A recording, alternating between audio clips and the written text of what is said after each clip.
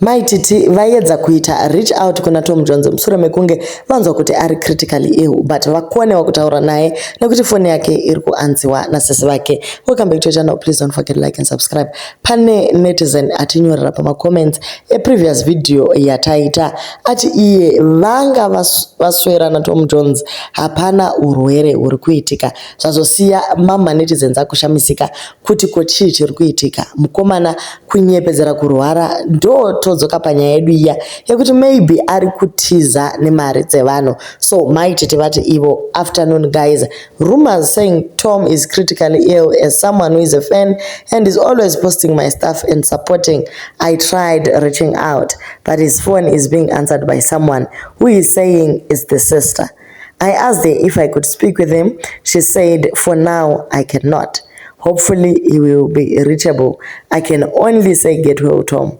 May God heal you. Hope to see you soon back on Facebook.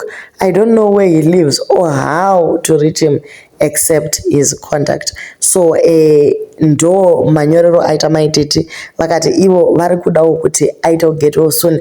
Vangu vachifunga kuti vachakwanisa kutaura naye agovaudzawo nhunha dzake asi zvaramba kuchaita kuti asagone kutaura navo chii. Maybe nyaya yekuti mukomana atori mukati haasi kugona kana kutaura. Kwaanongotaura seizve iye malungs achinzi azere mvura. Pane vaya vanyora pakomenti yekuti vanyora komenti yekuti vaswera naye tavaudza kuti vativinge kuma inbox kwedu vatipe V11 rekuti vaswera naTom Jones asi havana kuzomboonekwa nenyaya yavo. Guys tiri kungoti susu kuna Tom Jones wedu dene agonawo kuti apora. He is our cat uncle and isusu tinotorwadziwa neurwere hwaainawo. Vamwe vari kuti in as much as tisingamufariri but we do not wish kuti umwe mwana arware kusvika pakadaro.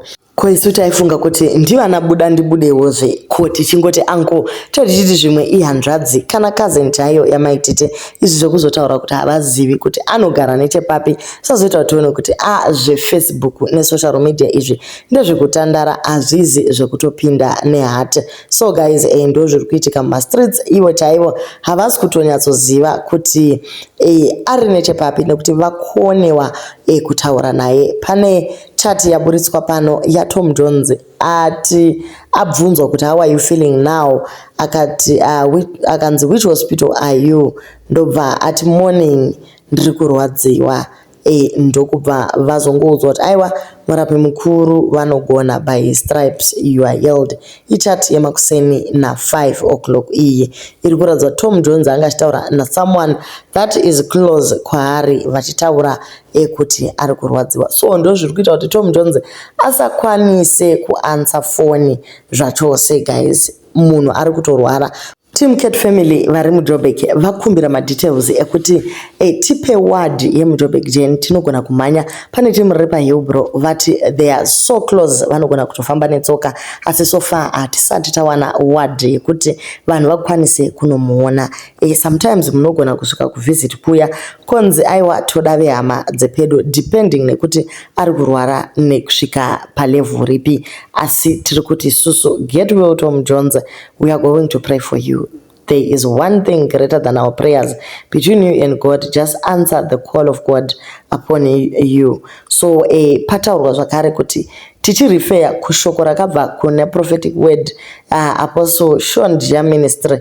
My dear brother, get into a prayer room, speak with your God. It's never too late. Whatever sickness in your body, it will disappear. Oh, the best brother, you will not die before you win souls. God still wants to use you. Rebuke the spirit of Jonah. Get back to the right ship. Ndatenda hangu. Let's meet on the pulpit. So ndevamwe vavakashandidzana navo vanotenda kuti Tom Jones ari kushandira kempu iri wrong. Akangodzoka pakowo yake chaiyo yaari kudini danirwa naMwari zvese zvinozofamba zvakanaka. Get well soon. Kana mazogara mapora paya magwinya malungs asina mvura ingoti sorry kuna sekuru Gudo makavatuka pasina kukutadzirai mukavatukira urwere hwavo. Musaite life yemunhu yekuseka nayo naimi. It is very wrong.